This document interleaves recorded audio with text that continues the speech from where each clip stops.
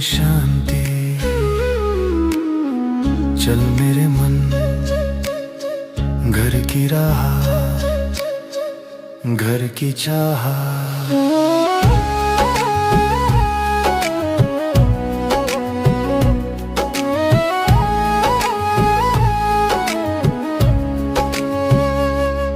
धीरे धीरे चल मन धीरे धीरे चल बाबा पुकारे मेरे दिल में असंभल मृत्यु लोक की धूल छोड़ दे पीछे अमर लोक की रोशनी को पकड़ ले मलमल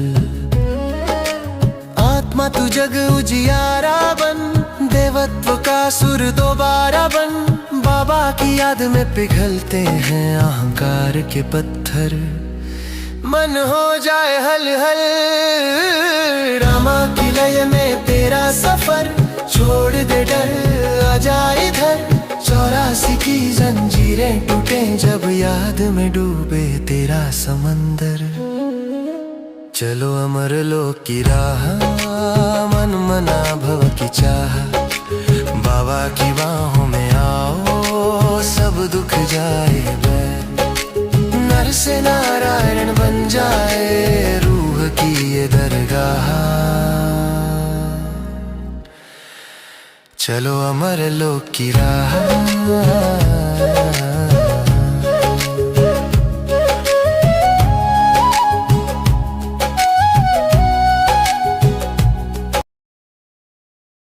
ఓం శాంతి. మురళీ డేట్ 12/12/2025.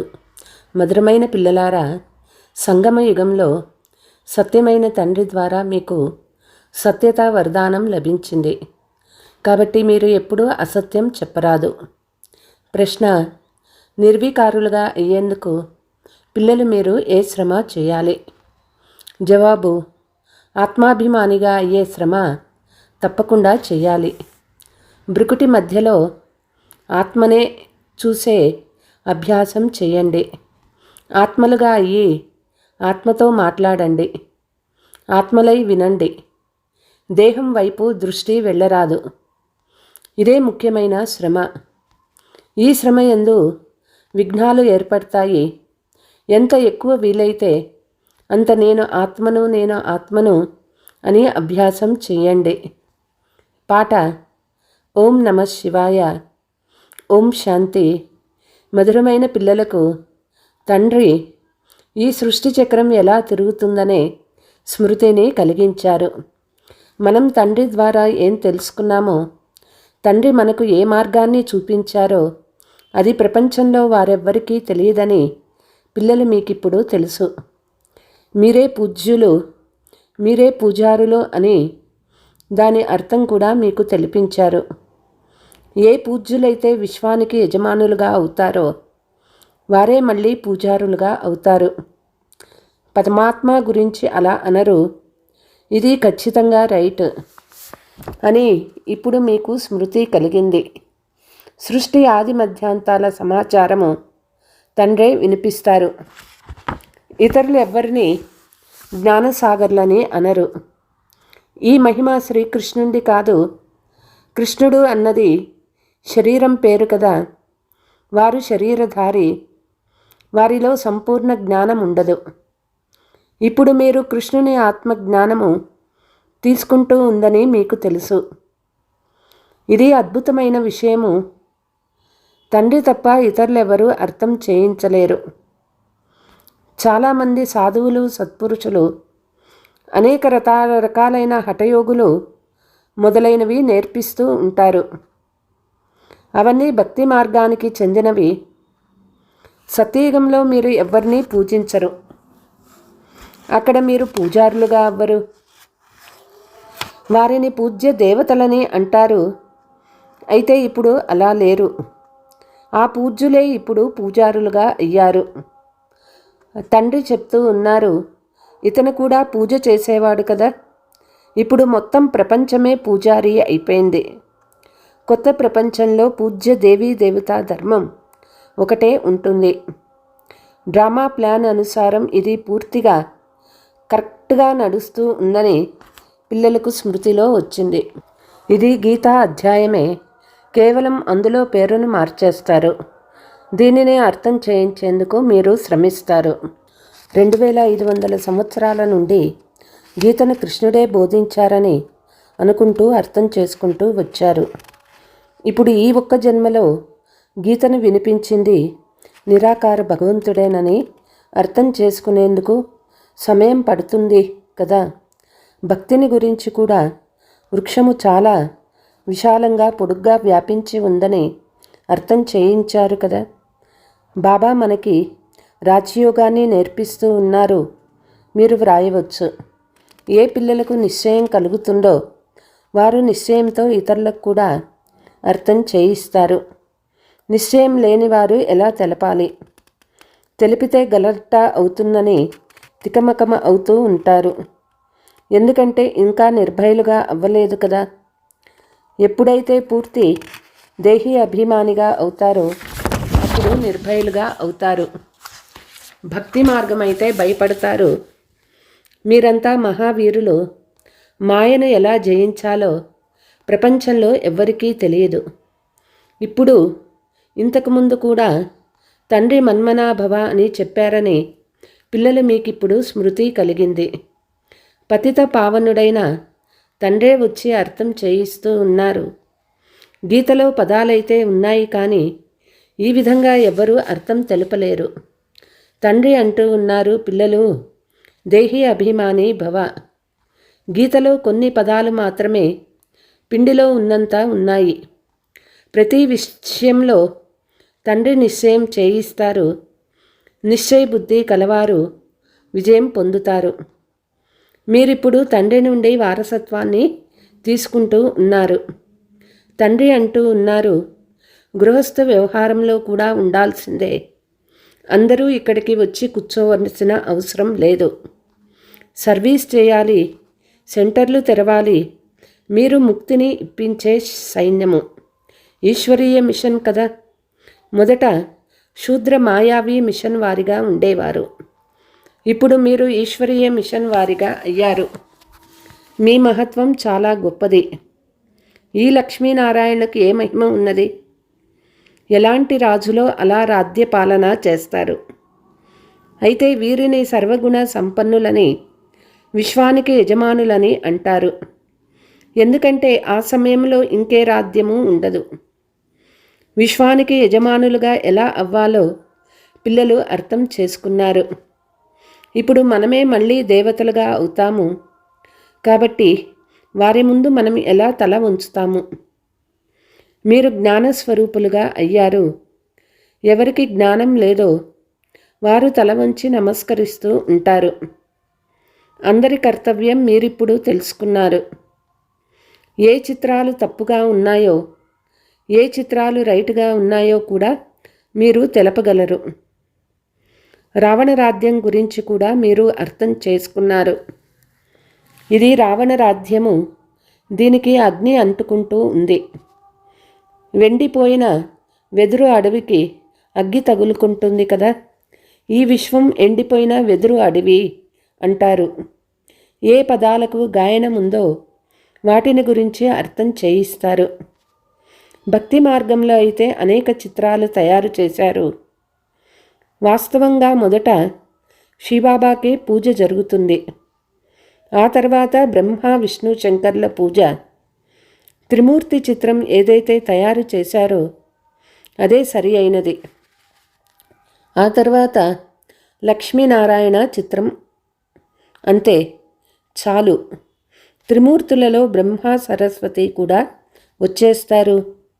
భక్తి మార్గంలో అనేక మంది చిత్రాలు తయారు చేస్తారు. హనుమంతుడిని కూడా పూజిస్తారు. మీరు మహావీరులుగా అవుతారు.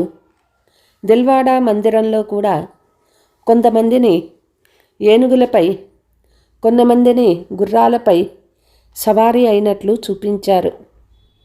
వాస్తవానికి ఈ విధమైన వాహనాలు లేవు. తండ్రి మహారథులు అని ప్రశ్నావిస్తూ ఉంటారు. మహారథులు ఎలాగా ఏనుగుపై సవారీ చేయువారో దానినే వారు ఏనుగుపై సవారీగా చూపించారు. గజాన్ని మొసలి ఎలా పట్టుకొని పీడిస్తుందో కూడా అర్థం చేయించారు.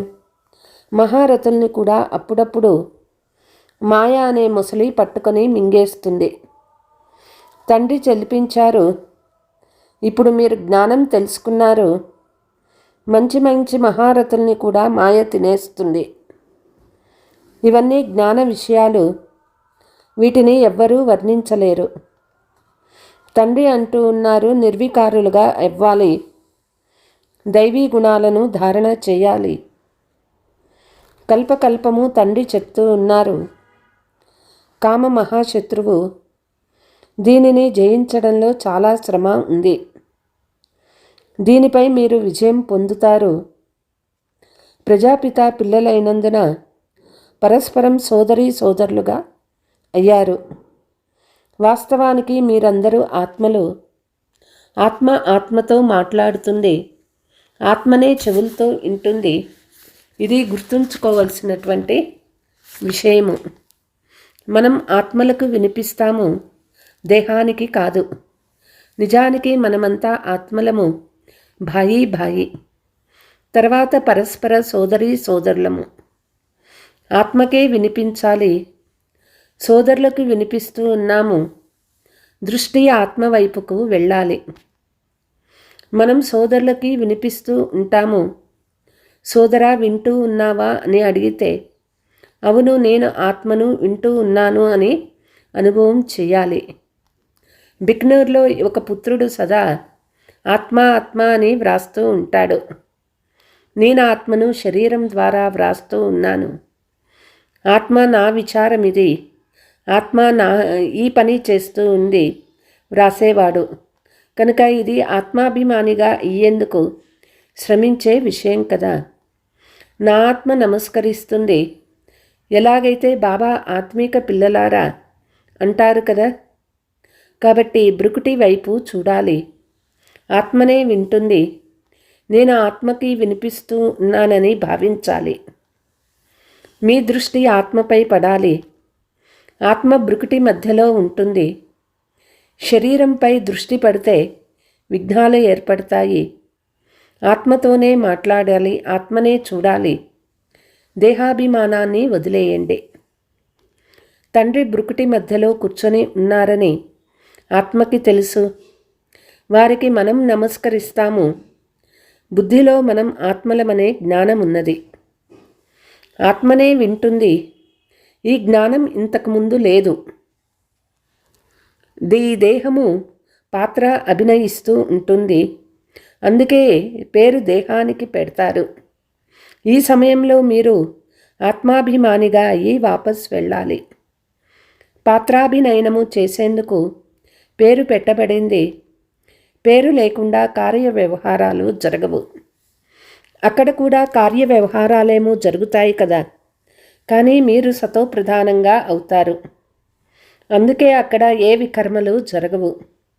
ఏ వికర్మలుగా అయ్యే పనులు ఏవీ మీరు చెయ్యరు. అక్కడ మాయారాధ్యమే ఉండదు. తండ్రి అంటూ ఉన్నారు, ఆత్మ మీరు వాపస్ వెళ్ళాలి. ఇది పాత శరీరము. తర్వాత సత్య త్రేతాయుగాలలోకి వెళ్తారు. అక్కడ జ్ఞానం అవసరం ఉండదు. ఇక్కడ మీకు జ్ఞానం ఎందుకు ఇవ్వబడుతుంది? ఎందుకంటే దుర్గతిలో ఉన్నారు. కర్మలైతే అక్కడ కూడా చేయాల్సిందే, కానీ అక్కడ అవి అకర్మలు అవుతాయి. తండ్రి అంటూ ఉన్నారు, చేతులతో పని చేయాలి. ఆత్మ తండ్రిని స్మృతి చేస్తుంది. సత్యయుగంలో మీరు పవిత్రంగా ఉన్నందున వ్యవహారాలన్నీ పవిత్రంగా అవుతాయి. తమో ప్రధాన రావణ రాజ్యంలో మీ కార్య వ్యవహారాలు లోపాలతో ఉన్నాయి. కాబట్టి మనుషులు తీర్థయాత్రలకు వెళ్తారు. సత్యయుగంలో ఏ పాపాలు చెయ్యరు.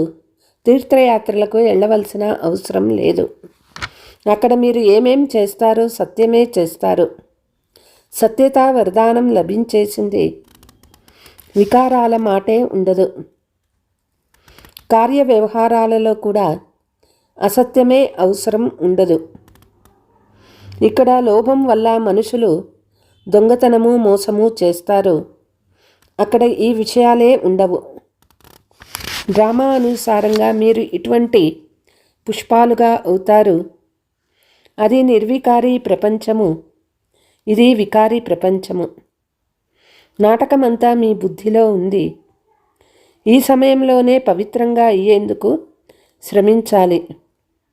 యోగ బలంతో మీరు విశ్వానికి యజమానులుగా అవుతారు. ముఖ్యమైనది యోగ బలము. తండ్రి అంటూ ఉన్నారు, భక్తి మార్గము యజ్ఞతపాలో ఎవ్వరూ నన్ను ప్రాప్తి చేసుకోలేరు. సతో రజో తమోలో వచ్చి తీరాలి. జ్ఞానము చాలా సహజమైనటువంటిది, రమణీకమైనది. శ్రమ కూడా ఉంది. మహిమ అంతా యోగానిదే. దీని ద్వారానే ఆత్మ సతో ప్రధానంగా అవ్వాలి. సతో ప్రధానంగా అయ్యే దారి తండ్రి చెప్తూ ఉన్నారు. వేరే ఎవ్వరూ ఈ జ్ఞానం ఇవ్వలేరు. अच्छा, मीठे मीठे सिकीलते बच्चों प्रति माता पिता बाप दादा का याद प्यार और गुड मॉर्निंग. रूहानी बाप की रूहानी बच्चों को नमस्ते. हम रूहानी बच्चों की रूहानी माता पिता बाप दादा को याद प्यार गुड मॉर्निंग नमस्ते नमस्ते. ధారణ: ఏ విషయంలోనూ సంశయపడి చదువును వదిలేయరాదు. మొదట పావనంగా అయ్యేందుకు ఒక్క తండ్రిని మాత్రమే స్మృతి చేయాలి. ఇతర ఏ విషయాలలోకి వెళ్ళరాదు. శరీరంపై దృష్టి ఉంచితే విఘ్నాలు ఏర్పడతాయి. అందుకే బ్రుకుటిలోనే చూడాలి. ఆత్మగా భావించి ఆత్మతోనే మాట్లాడాలి.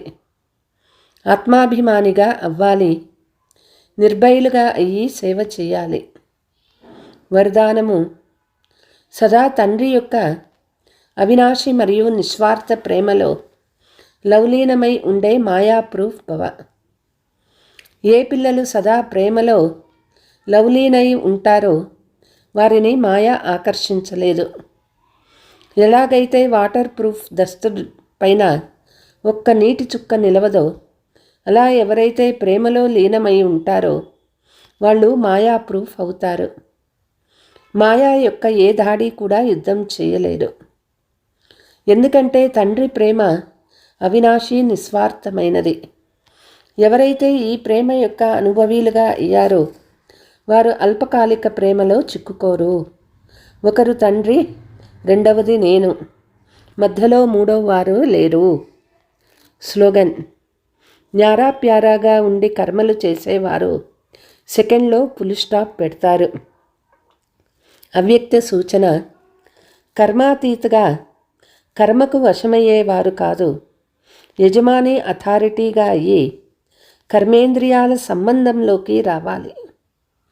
వినాశి కోరిక నుండి భిన్నంగా అయ్యి కర్మేంద్రియాల ద్వారా కర్మలు చేయించాలి. యజమాని అయిన ఆత్మను కర్మ తన అధీనం చేసుకోరాదు, కానీ అధికారిగా అయ్యి కర్మ చేయిస్తూ ఉండాలి.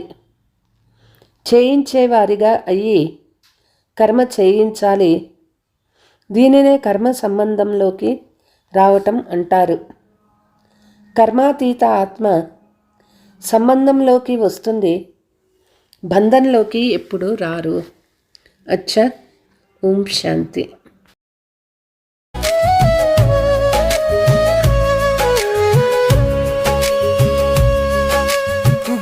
गगन से उतरते हैं जब बाबा का नाम ले लिया जाए. हर श्वास में रूहानी मीठापन, हर धड़कन कहे मैं आया हूँ घर को जाए.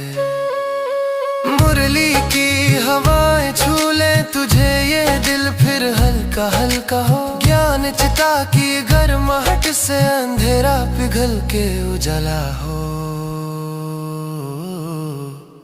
भक्ति की रात उतर चुकी, ज्ञान का चांद उगाया. संगम का मौसम खिल गया, भाग्य का फूल फिर मुस्काया. चलो अमर लोक की राह, मन मना भव की चाह. योग की लहरें छू ले जब मन हो जाए पार.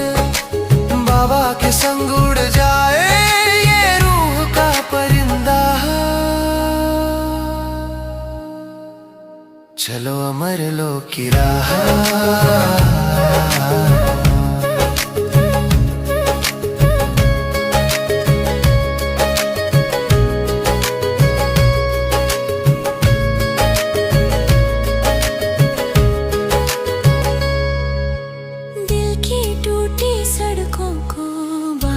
फिर नया रंग दे,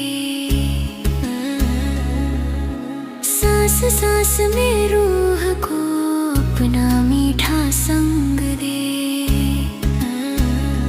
बंधन सब ढलते जाए, हल्की हल्की उड़ाने आए, कर्मातीत समन हो जाए, बस बाबा की धुन गुनगुनाए। सफलता मूर्तपन सो कल्याण कर, विश्व कल्याण की दीप जला। प्रेम से विचार मिलाना यही सच्चा रिगार्ड।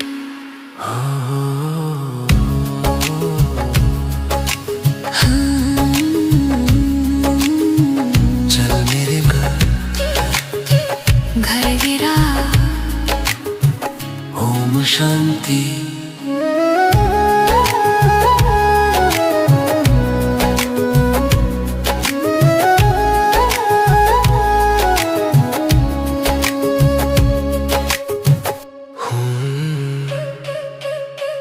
चल मेरे मन घर गिरा ओम शांति।